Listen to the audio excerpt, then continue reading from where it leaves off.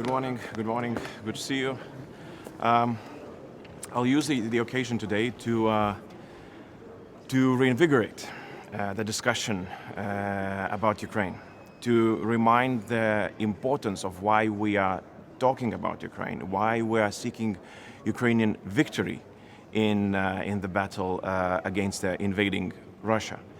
One of the arguments that could be used, because we see that the attention towards the question is definitely less than it was 2 years ago. It might even be less than a year ago.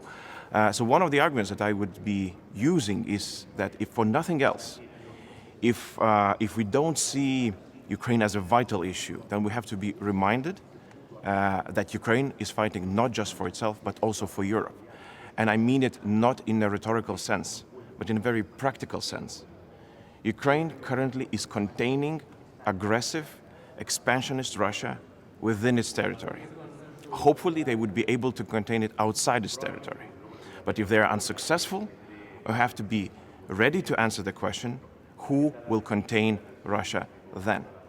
And there is nothing else who could contain Russia apart from NATO and apart from the countries who are closest to Russia. And that means also my country, that means Poland, and that means other countries on the eastern flank. And so it's a battle of self-preservation as well for Europe. And I'm hopeful, as always, coming in this palace, that even though we're talking about fatigue, even though we're talking about the lack of attention, that it's possible to reinvigorate the discussion. The fact that the Baltic countries are building a defense line, is this, I don't know, a show of mistrust against the other Europeans as well? No, I think that it also serves as a political message. Some of it I've mentioned in my previous statement. Now we do feel the war close to us. We understand that if Russia is not stopped in Ukraine, it could continue, and then it's Baltic states who would be next.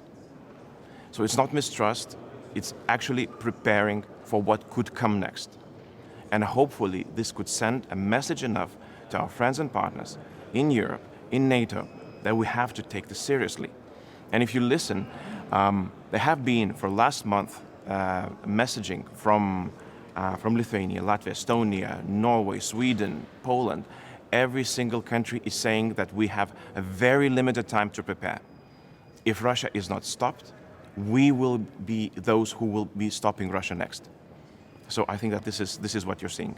Minister, could you provide us please with the specific details, as we hear from military officials indeed that, for example, German Minister of Defense is saying that this country has from 3 to 5 years at its disposal in order to prepare for the worst scenario. According to you, how much time would you say you really have? Sorry. Look, nobody has a timeline for Russia's madness. We don't know, right? So many things depend on a couple of factors. First of all, first factor is Ukrainian success and Ukrainian victory. If they're successful, they're buying us time. Ukraine is buying us time with their blood, with their lives, with everything that they've got. And how much time can they buy? We don't know. We're hoping with everything that we're doing here that they can win. But if they could not, then we have to question ourselves whether we have used the time that was bought efficiently. So German minister is saying, one time frame. We in the Baltic countries, we talk that first of all it's about us, right? How much time can we give ourselves in order to prepare? So in Lithuania, we started a discussion when it comes to returning of universal conscription, going to even further. This year we will have a defense spending for 2.77, so 2.77% of our GDP will go to defense. We're planning to go even beyond that. These are not the easy questions, but basically we feel that we need to answer those because we might be running short of time.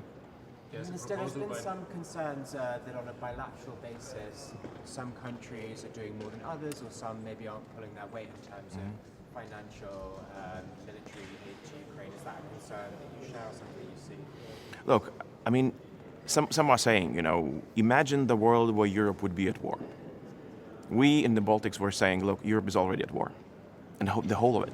It's not just that some of it. It's not just that Germany is is providing big amounts of assistance, and it's Germany somehow closer to it. It's Europe. So we have to have this shared understanding that we are in this together.